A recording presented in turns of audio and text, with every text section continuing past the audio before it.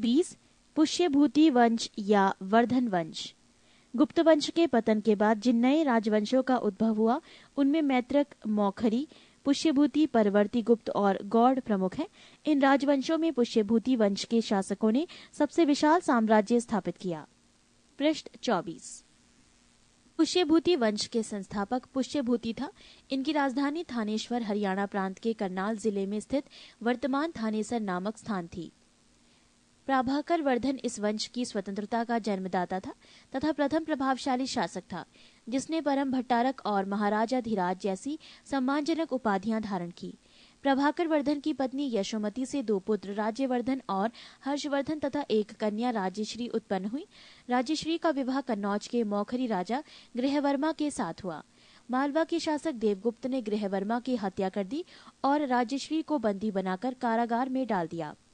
राज्यवर्धन ने देवगुप्त को मार डाला, परंतु देवगुप्त के मित्र गौड़ नरेश शशांक ने धोखा देकर राज्यवर्धन की हत्या कर दी। नोट: शशांक शैव धर्म का अनुयायी था। इसने बोधि वृक्ष बोध गया को कटवा दिया।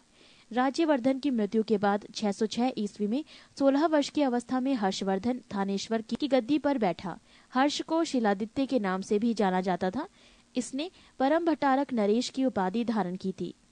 हर्ष ने शशांक को पराजित करके कन्नौज पर अधिकार कर लिया तथा उसे अपनी राजधानी बनाया। हर्ष और पुलकेशन द्वितीय के बीच नर्मदा नदी के तट पर युद्ध हुआ जिसमें हर्ष की पराजय हुई। चीनी यात्री हुएनसांग हर्षवर्धन के शासनकाल में भारत आया। नोट: हुएनसांग को यात्रियों में राजकुमार, नीति का पंडित एवं वर्तमान शाक्य मुनि कहा जाता है। वो नालंदा विश्वविद्यालय में पढ़ने एवं बौद्ध ग्रंथ संग्रह करने के उद्देश्य से भारत आया था। हर्ष 641 ईस्वी में अपने दूत चीन भेजे तथा 643 ईस्वी एवं 645 ईस्वी में 2 चीनी दूत उसके दरबार में आए। हर्ष ने कश्मीर के शासक से बुद्ध के दंत अवशेष बलपूर्वक प्राप्त किए। हर्ष के पूर्वज भगवान शिव और सूर्य के अनन्य उपासक थे। प्रारंभ में हर्ष भी अपने कुल देवता शिव का परम भक्त था। चीनी यात्री हुएनसांग से मिलने के बाद उसने बौद्ध धर्म की महायान शाखा को राज्यश्रेय प्रदान किया तथा वो पूर्ण बौद्ध बन गया। हर्ष के समय में नालंदा महाविहार महायान बौद्ध धर्म की शिक्षा का प्रधान केंद्र था। हर्ष के समय में प्रयाग में प्रति 5वें वर्ष एक समारोह आयोजित किया जाता था जिसे महामोक्ष परिषद कहा जाता था। हुएनसांग स्वयं छठे समारोह में सम्मिलित हुआ। बाणभट्ट हर्ष के दरबारी कवि थे। उन्होंने हर्ष चरित्र एवं कादंबरी की रचना की। प्रियदर्शिका, रत्नावली तथा नागानंद नामक 3 संस्कृत नाटक ग्रंथों की रचना हर्ष ने की थी। कहा जाता है कि धावक नामक कवि ने हर्ष से पुरस्कार लेकर उसके नाम से ये तीनों नाटक लिख दिए। हर्ष को भारत का अंतिम हिंदू सम्राट कहा गया, लेकिन वह तो न कट्टर हिंदू था और न ही सारे देश का शासक ही। हर्ष के अधीनस्थ शासक महाराज अथवा महासामंत कहे जाते थे। हर्ष के मंत्री परिषद के मंत्री को सचिव या अमात्य कहा जाता था। प्रशासन की सुविधा के लिए हर्ष का साम्राज्य कई प्रांतों में विभाजित था। प्रांत को भुक्ति कहा जाता था। प्रत्येक भुक्ति का शासक राजस्थानीय, उपारिक या राष्ट्रीय कहलाता था। नोट: हर्ष चरित्र में प्रांतीय शासक के लिए लोकपाल शब्द आया है। भुक्ति का विभाजन जिलों में हुआ था। जिले की संज्ञा थी विषय, जिसका प्रधान विषयपति होता था। विषय के अंतर्गत कई पाठक आधुनिक तहसील होते थे। ग्राम शासन की सबसे छोटी इकाई थी। ग्राम शासन का प्रधान ग्रामाक्ष पटलिक कहा जाता था। पृष्ठ 25। पुलिस कर्मियों को चाट या भाट कहा जा गया है। दंडपाशिक तथा दांडिक पुलिस विभाग के अधिकारी होते थे। अश्व सेना के अधिकारियों को बृहदेश्वर, पैदल सेना के अधिकारियों को बलाधिकृत या महाबलाधिकृत कहा जाता था। हर्षचरित में सिंचाई के साधन के रूप में तुलायंत्र जल पंप का उल्लेख मिलता है। हर्ष के समय मथुरा सूती वस्त्रों के निर्माण के लिए प्रसिद्ध था। हर्षचरित के अनुसार हर्ष की मंत्री परिषद भंडी प्रधान सचिव, सिंहनाद प्रधान सेनापति, कुंतल अश्वसेना का प्रधान, स्कंदगुप्त गज सेना का प्रमुख। 21 दक्षिण भारत के प्रमुख राजवंश। 1 पल्लव वंश। पल्लव वंश का संस्थापक सिंह विष्णु 575 से 600 ईस्वी पर था। इसकी राजधानी कांची, तमिलनाडु में कांचीपुरम थी। वो वैष्णव धर्म का अनुयायी था। किराता अर्जुनियम के लेखक भारवी सिंह विष्णु के दरबार में रहते थे। पल्लव वंश के प्रमुख शासक हुए। क्रमशः महेंद्र वर्मन प्रथम 600 से 630 ईस्वी, नरसिंह वर्मन प्रथम 630 से 668 ईस्वी, महेंद्र वर्मन द्वितीय 668 से 670, परमेश्वर वर्मन प्रथम 670 से 680 ईस्वी, नरसिंह वर्मन द्वितीय 704 से 728, नंदी वर्मन द्वितीय 731 से 795। पल्लव वंश का अंतिम शासक अपराजित 879 से 897 ईस्वी हुआ। मतविलास प्रहसन की रचना महेंद्र वर्मन ने की थी। महाबलीपुरम के एकाश्रम मंदिर, जिन्हें रथ कहा गया है, का निर्माण पल्लव राजा नरसिंह वर्मन प्रथम के द्वारा करवाया गया था। रथ मंदिरों में सबसे छोटा द्रौपदी रथ है, जिसमें किसी प्रकार का अलंकरण नहीं मिलता है। वातपी कोंड की उपाधि नरसिंह वर्मन प्रथम ने धारण की थी। अरबों के आक्रमण के समय पल्लवों का शासक नरसिंह वर्मन द्वितीय था। उसने राजसिंह राजाओं में सिंह, आगम प्रिय शासकों का प्रेमी और शंकर भक्त शिव का उपासक की उपाधियां धारण की। उसने कांची के कैलाश मंदिर का निर्माण करवाया, जिसे राज सिद्धेश्वर मंदिर भी कहा जाता है। इसी मंदिर के निर्माण से द्रविड़ स्थापत्य कला की शुरुआत हुई। महाबलीपुरम में शोर मंदिर। दशकुमार चरित के लेखक दंडी नरसिंह वर्मन द्वितीय के दरबार में रहते थे। कांची के मुक्तेश्वर मंदिर तथा वैकुंठ पेरुमाल मंदिर का निर्माण नंदीवर्मन द्वितीय ने करवाया। प्रसिद्ध वैष्णव संत तिरुमंगई अलवार नंदीवर्मन द्वितीय के समकालीन थे। राष्ट्रकूट राजवंश का संस्थापक दंतीदुर्ग 752 ईस्वी था। इसकी राजधानी मणिकर या मान्यखेत वर्तमान मालखेड़ शोलापुर के निकट थी। राष्ट्रकूट वंश के प्रमुख शासक थे कृष्ण प्रथम, ध्रुव गोविंद तृतीय, अमोघ वर्ष कृष्ण द्वितीय, इंद्र तृतीय एवं कृष्ण तृतीय। एलोरा के प्रसिद्ध कैलाश मंदिर का निर्माण कृष्ण प्रथम ने करवाया था। ध्रुव राष्ट्रकूट वंश का पहला शासक था, जिसने कन्नौज पर अधिकार करने हेतु त्रिपक्षीय संघर्ष में भाग लिया और प्रतिहार नरेश वत्सराज एवं पाल नरेश धर्मपाल को पराजित किया। ध्रुव को धारावश भी कहा जाता था। गोविंद तृतीय ने त्रिपक्षीय संघर्ष में भाग लेकर चक्रा युद्ध एवं उसके संरक्षक धर्मपाल तथा प्रतिहार वंश के शासक नागभट्ट द्वितीय को पराजित किया। पृष्ठ 26। पल्लव, पांड्य, केरल एवं गंग शासकों के संघ को गोविंद तृतीय ने स्पष्ट नष्ट किया। अमोघ वर्ष जैन धर्म का अनुयायी था। इसने कन्नड़ में कविराज मार्ग की रचना की। आदि पुराण के रचनाकार जिनसेन, गणितासार संग्रह के लेखक महावीराचार्य एवं अमोघ वृत्ति के लेखक सक्तायना अमोघ वर्ष के दरबार में रहते थे। अमोघ वर्ष ने तुंगभद्रा नदी में जल समाधि लेकर अपने जीवन का अंत किया। इंद्र तृतीय के शासनकाल में अरब निवासी अल मसूदी भारत आया। इसने तत्कालीन राष्ट्रकूट शासकों को भारत का सर्वश्रेष्ठ शासक कहा। राष्ट्रकूट वंश का अंतिम महान शासक कृष्ण तृतीय था। इसी के दरबार में कन्नड़ भाषा के कवि पोन्न रहते थे, जिन्होंने शांति पुराण की रचना की। कल्याणी के चालुक्य तैलप द्वितीय ने 973 ईस्वी में कर्क को हराकर राष्ट्रकूट राज्य पर अपना अधिकार कर लिया और कल्याणी के चालुक्य वंश की नींव डाली। एलोरा एवं एलिफेंटा महाराष्ट्र गुहा मंदिर का निर्माण राष्ट्रकूटों के समय ही हुआ। एलोरा में 34 शैलकृत गुफाएं हैं। इसमें 1 से 12 तक बौद्धों, 13 से 29 तक हिंदुओं एवं 30 से 34 तक जैनों की गुफाएं हैं। राष्ट्रकूट शैव, वैष्णव, शाक्त संप्रदायों के साथ साथ जैन धर्म के भी उपासक थे। राष्ट्रकूटों ने अपने राज्यों में मुसलमान व्यापारियों को बसने तथा इस्लाम के प्रचार की स्वीकृति दी थी। चालुक्य वंश। कल्याणी के चालुक्य वंश की स्थापना तैलप द्वितीय ने की थी। राजधानी मान्यखेट। चालुक्य वंश कल्याणी के प्रमुख शासक हुए।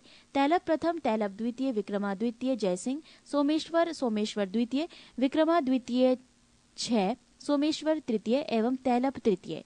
सोमेश्वर प्रथम ने मान्यखेट से राजधानी हटाकर कल्याणी कर्नाटक को बनाया। इस वंश का सबसे प्रतापी शासक विक्रमादित्य षष्ठ था। विल्हड़ एवं विज्ञानेश्वर विक्रमादित्य षष्ठ के दरबार में ही रहते थे। मिताक्षरा हिंदू विधि ग्रंथ याज्ञवल्क्य स्मृति पर व्याख्या नामक ग्रंथ की रचना महाविधिवेत्ता विज्ञानेश्वर ने की थी। विक्रमांक देव चरित की रचना विल्हड़ ने की थी। इसमें विक्रमादित्य षष्ठ के जीवन पर प्रकाश डाला गया है। चालुक्य वंश। वातापी।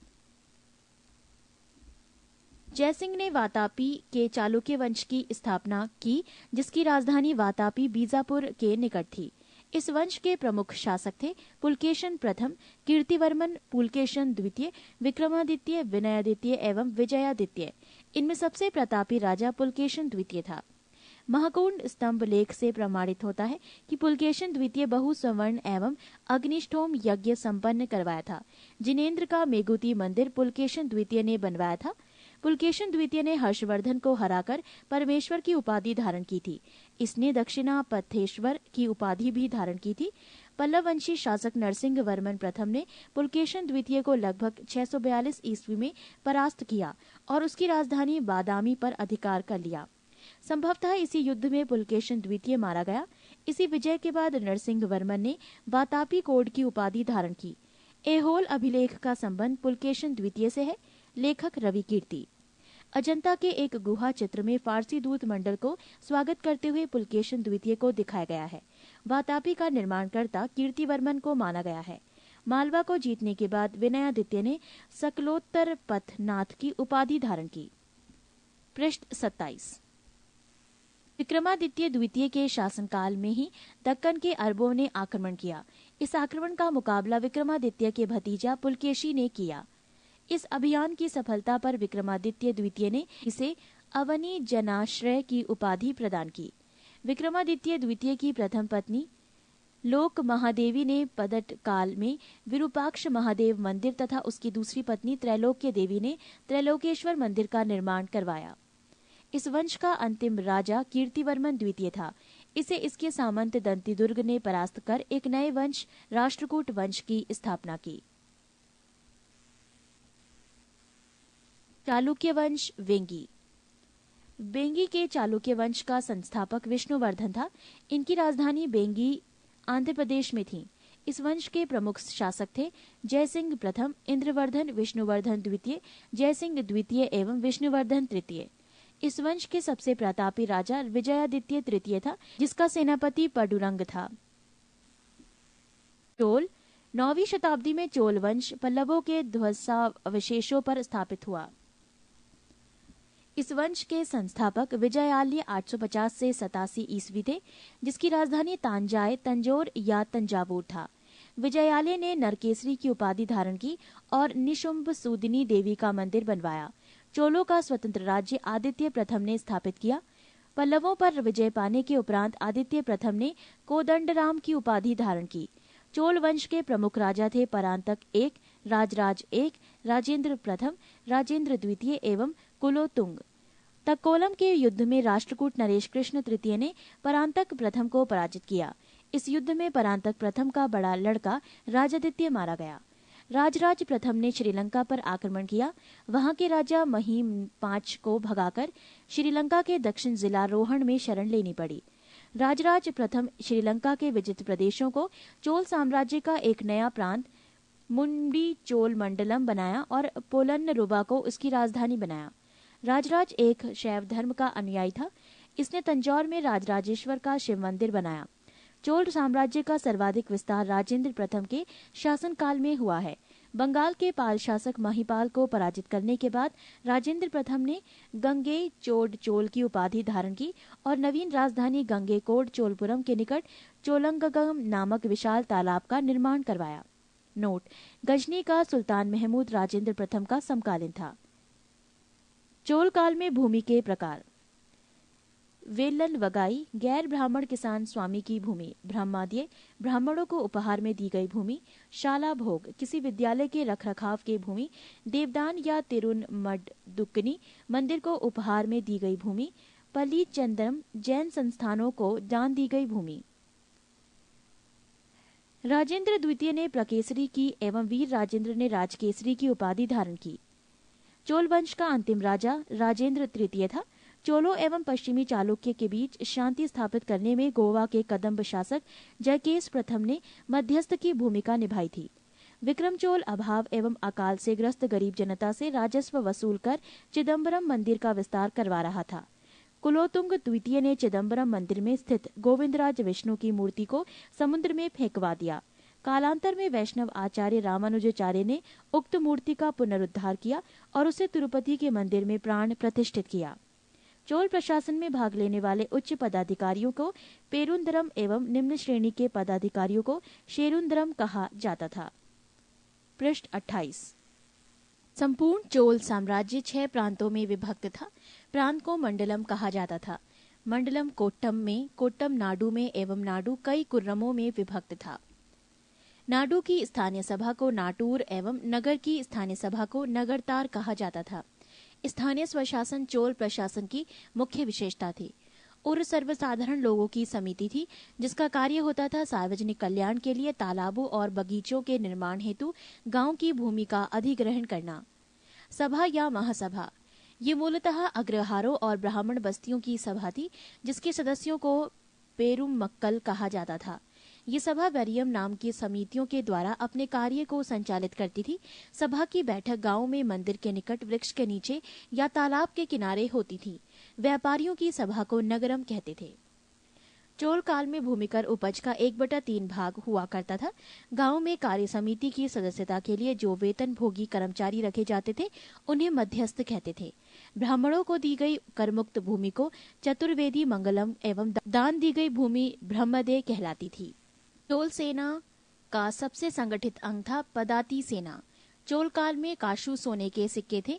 तमिल कवियों में जयन गोंदर प्रसिद्ध कवि था जो कुलोतुंग प्रथम का राजकवि था। उसकी रचना है कलिंगतु पर्णी, कंबन, ओट कुट्टन और पुंगलेंदी को तमिल साहित्य का त्रिरत्न कहा जाता है। पंप, पोन एवं रन कन्नड़ साहित्य के त्रिरत्न माने जाते हैं। पर्सी ब्राउन ने तंजौर के बृहदेश्वर मंदिर के विमान को भारतीय वास्तुकला का निकष माना है। चोलकालीन रटराज प्रतिमा को चोल कला का सांस्कृतिक सार या निचोड़ कहा जाता है। शैव संत ईसाना शिव पंडित राजेंद्र प्रथम के गुरु थे। चोलकाल 10वीं शताब्दी का सबसे महत्वपूर्ण बंदरगाह कावेरीपट्टनम था। बहुत बड़ा गांव जो एक इकाई के रूप में शासित किया जाता था तनियर कहलाता था। उत्तर मेरूर शिलालेख जो सभा संख्या का विस्तृत वर्णन उपस्थित करता है परांतक प्रथम शासनकाल से संबंधित है। चोलों की राजधानी कालक्रम के अनुसार थी उर्रयूर, तंजौर, गंगकौड़, चोलपुरम एवं कांची। चोलकाल में सड़कों की देखभाल बागान समिति करती थी। चोलकाल में आम वस्तुओं के आदान प्रदान का आधार धान था। चोलकाल के विशाल व्यापारी समूह निम्न थे: वलंजियार, नानादौसी एवं मणिग्रामम। विष्णु के उपासक अलवार एवं शिव के उपासक नयनार संत कहलाते थे। उत्तर मेरूर अभिलेख के अनुसार सभा की सदस्यता: 1. सभा की सदस्यता के लिए इच्छुक लोगों को ऐसी भूमि का स्वामी होना चाहिए जहां से भूराजस्व वसूला जाता है। 2. उनके पास अपना घर होना चाहिए। 3. उनकी उम्र 35 से 70 के बीच होनी चाहिए। 4. उन्हें वेदों का ज्ञान होना चाहिए। 5. उन्हें प्रशासनिक मामलों की अच्छी जानकारी होनी चाहिए और ईमानदार होना चाहिए। 6. यदि कोई पिछले 3 सालों में किसी समिति का सदस्य रहा है तो वो किसी और समिति का सदस्य नहीं बन सकता। 7. जिसने अपने आप या अपने संबंधियों के खाते जमा नहीं कराए हैं वो चुनाव नहीं लड़ सकता। यादव वंश: देवगिरी के यादव वंश की स्थापना भिल्लम पंचम ने की। इसकी राजधानी देवगिरी थी। इस वंश का सबसे प्रतापी राजा सिंहर 1210 से 1246 ईस्वी था। इस वंश का अंतिम स्वतंत्र शासक रामचंद्र था जिसने अलाउद्दीन के सेनापति मलिक काफूर के सामने आत्मसमर्पण किया। पृष्ठ 29। होयसल वंश: द्वार समुद्र के होयसल वंश की स्थापना विष्णुवर्धन ने की थी। होयसल वंश यादव वंश की एक शाखा थी। बेलूर में चेन्ना केशव मंदिर का निर्माण विष्णुवर्धन ने 1117 ईस्वी में किया था। होयसल वंश का अंतिम शासक वीर बल्लाल तृतीय था जिसे मलिक काफूर ने हराया था। होयसल वंश की राजधानी द्वार समुद्र आधुनिक हेलेविड था। कदम वंश: कदम वंश की स्थापना मयूर शर्मन ने की थी। कदम वंश की राजधानी वनवासी था।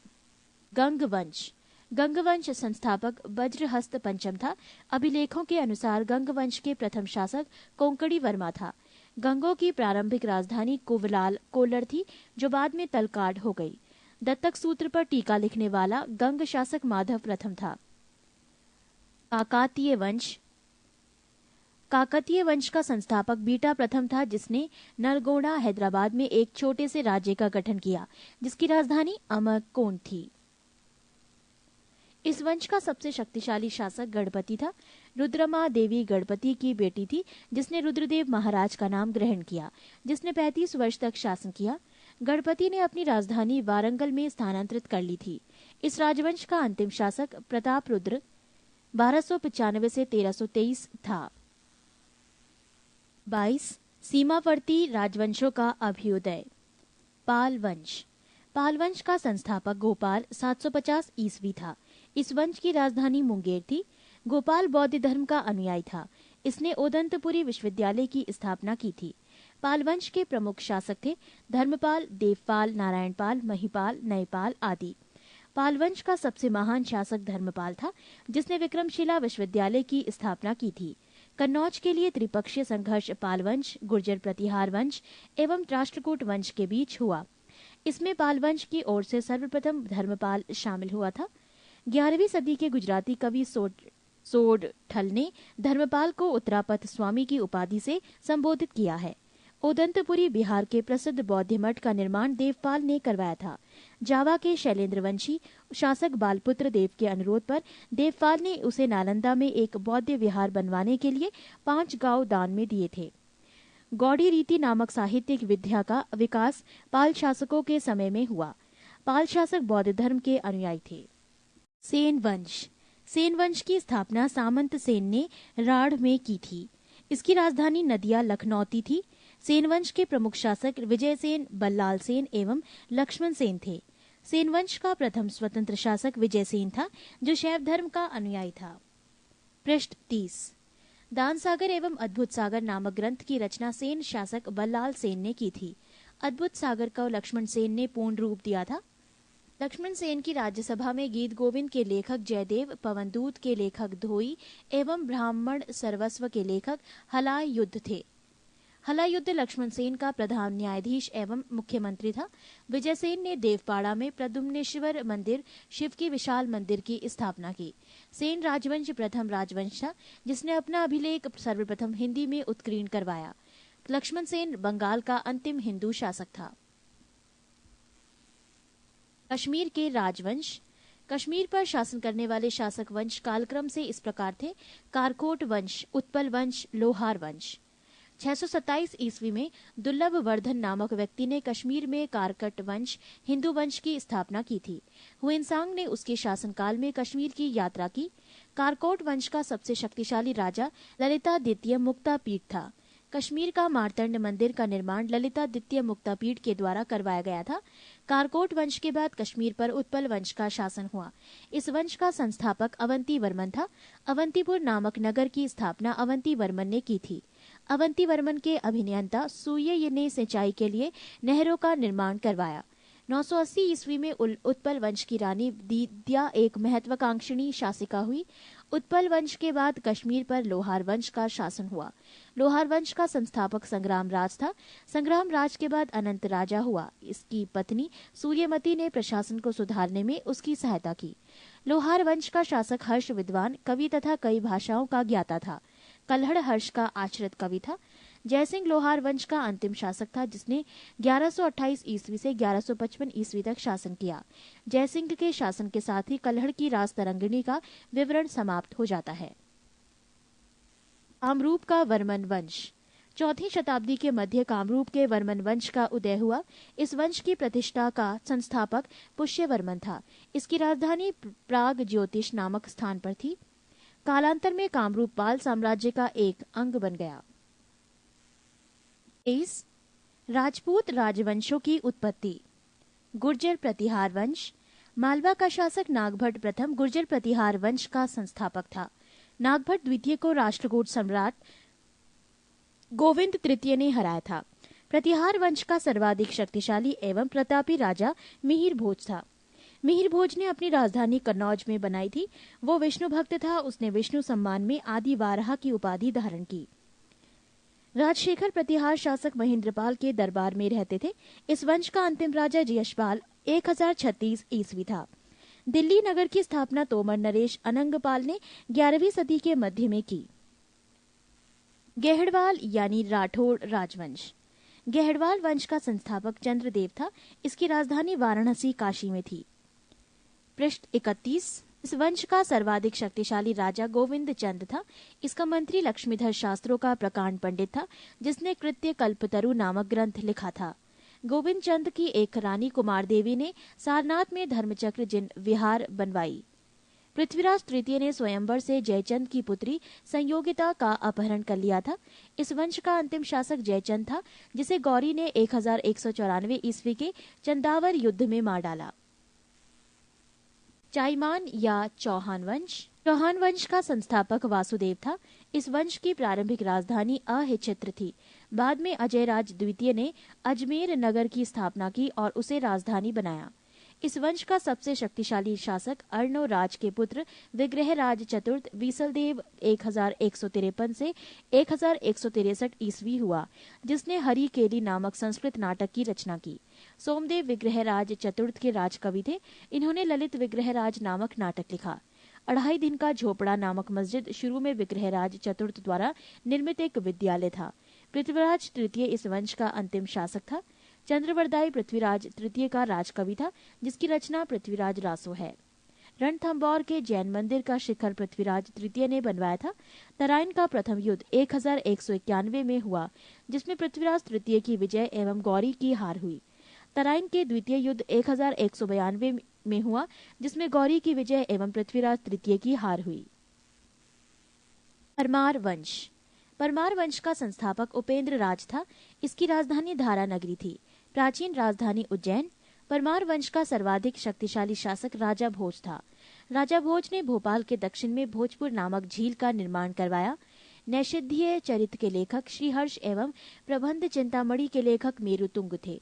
राजा भोज ने चिकित्सा, गणित एवं व्याकरण पर अनेक ग्रंथ लिखे। भोजकृत युक्ति कल्पतरु में वास्तुशास्त्र के साथ साथ विविध वैज्ञानिक यंत्रों व उनके उपयोग का उल्लेख है। नवसाह सांक चरित के रचयिता पद्मगुप्त, दशरूपक के रचयिता धनंजय, धनिक हलायुद्ध एवं अमित गति जैसे विद्वान वाक्यपति मुंज के दरबार में रहते थे। कविराज की उपाधि से विभूषित शासक था राजा भोज। भोज ने अपनी राजधानी में सरस्वती मंदिर का निर्माण करवाया था। इस मंदिर के परिसर में संस्कृत विद्यालय भी खोला गया था। राजा भोज के शासनकाल में धारा नगरी विद्या एवं विद्वानों का प्रमुख केंद्र थी। भोज ने चित्तौड़ में त्रिभुवन नारायण मंदिर का निर्माण करवाया। भोजपुर नगर की स्थापना राजा भोज ने की थी। परमार वंश के बाद तोमर वंश का, उसके बाद चाहमान वंश का और अंततः 1297 ईस्वी में अलाउद्दीन खिलजी के सेनापति नसरत खां और उलूग खान ने मालवा पर अधिकार कर लिया। चंदेल वंश। प्रतिहार साम्राज्य के पतन के बाद बुंदेलखंड की भूमि पर चंदेल वंश का स्वतंत्र राजनीतिक इतिहास प्रारंभ हुआ। बुंदेलखंड का प्राचीन नाम जेजाक भुक्ति है। चंदेल वंश का संस्थापक है नन्नूक, 831 ईस्वी। इसकी राजधानी खजुराहो थी। प्रारंभ में इसकी राजधानी कालिंजर महोबा थी।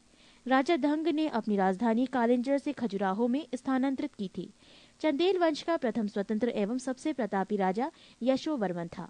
यशोवर्मन ने कन्नौज पर आक्रमण कर प्रतिहार राजा देवपाल को हराया तथा उससे एक विष्णु की प्रतिमा प्राप्त, जिसे उसने खजुराहो के विष्णु मंदिर में स्थापित की। पृष्ठ 32। धंग ने जिन्ननाथ, विश्वनाथ एवं वैद्यनाथ मंदिर का निर्माण करवाया।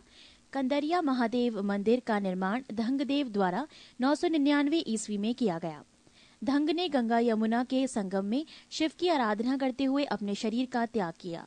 चंदेल शासक विद्याधर ने कन्नौज के प्रतिहार शासक राज्यपाल की हत्या कर दी, क्योंकि उसके महमूद के आक्रमण का सामना किए बिना ही आत्मसमर्पण कर दिया था। विद्याधर ही अकेला ऐसा भारतीय नरेश था जिसने महमूद गजनी की महत्वाकांक्षाओं का सफलतापूर्वक प्रतिरोध किया। चंदेल शासक कीर्तिवर्मन की राज्यसभा में रहने वाले कृष्ण मिश्र ने प्रबोध चंद्रोदय की रचना की थी। इन्होंने महोबा के समीप कीर्तिसागर नामक जलाशय का निर्माण किया। आल्हाद उदल नामक 2 सेनानायक परम निर्देव के दरबार में रहते थे, जिन्होंने पृथ्वीराज चौहान के साथ युद्ध करते हुए अपनी जान गंवाई थी। चंदेल वंश का अंतिम शासक परम निर्देव ने 1202 ईस्वी में कुतुबुद्दीन ऐबक की अधीनता स्वीकार कर ली। इस पर उसके मंत्री अजय देव ने उसकी हत्या कर दी। सोलंकी वंश अथवा गुजरात के चालुक्य शासक। सोलंकी वंश का संस्थापक मूलराज प्रथम था। इसकी राजधानी अनहिलवाड़ थी। मूलराज प्रथम शैव धर्म का अनुयायी था। भीम प्रथम के शासनकाल में महमूद गजनी ने सोमनाथ के मंदिर पर आक्रमण किया। भीम प्रथम के सामंत बिमल ने आबू पर्वत पर दिलवाड़ा का प्रसिद्ध जैन मंदिर बनवाया। सोलंकी वंश का प्रथम शक्तिशाली शासक जयसिंह सिद्धराज था। प्रसिद्ध जैन विद्वान हेमचंद जयसिंह सिद्धराज के दरबार में था। माउंट आबू पर्वत राजस्थान पर एक मंडप बनाकर जयसिंह सिद्धराज ने अपने सभी पूर्वजों की गजारोही मूर्तियों की स्थापना की। मोढेरा के सूर्य मंदिर का निर्माण सोलंकी राजाओं के शासनकाल में हुआ था। सिद्धपुर में रुद्र महाकाल के मंदिर का निर्माण जयसिंह सिद्धराज ने किया था। सोलंकी शासक कुमारपाल जैन मतानुयायी था। वो जैन धर्म के अंतिम राज के प्रवर्तक के रूप में प्रसिद्ध है। सोलंकी वंश का अंतिम शासक भीम द्वितीय था। भीम द्वितीय के एक सामंत लवण प्रसाद ने गुजरात में बघेल वंश की स्थापना की थी। बघेल वंश का कर्ण द्वितीय गुजरात का अंतिम हिंदू शासक था। इसने अलाउद्दीन खिलजी की सेनाओं का मुकाबला किया था। कलचुरी चेदी राजवंश। कलचुरी वंश का संस्थापक कोक्कल था। इसकी राजधानी त्रिपुरी थी। कलचुरी वंश का एक शक्तिशाली शासक गांग्य देव था, जिसने विक्रमादित्य की उपाधि धारण की। पूर्व मध्यकाल में स्वर्ण सिक्कों के विलुप्त हो जाने के पश्चात इन्होंने सर्वप्रथम इसे प्रारंभ करवाया।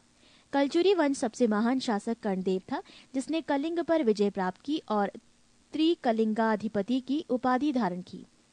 प्रसिद्ध कवि राजशेखर कलचुरी दरबार में ही रहते थे। सिसोदिया वंश। सिसोदिया वंश के शासक अपने को सूर्यवंशी कहते थे। सिसोदिया वंश के शासक मेवाड़ पर शासन करते थे। मेवाड़ की राजधानी चित्तौड़ थी। अपनी विजयों के उपलक्ष्य में विजय स्तंभ का निर्माण राणा कुंभा ने चित्तौड़ में करवाया। खतौली का युद्ध 1518 ईस्वी में राणा सांगा एवं इब्राहिम लोदी के बीच हुआ। पृष्ठ 33।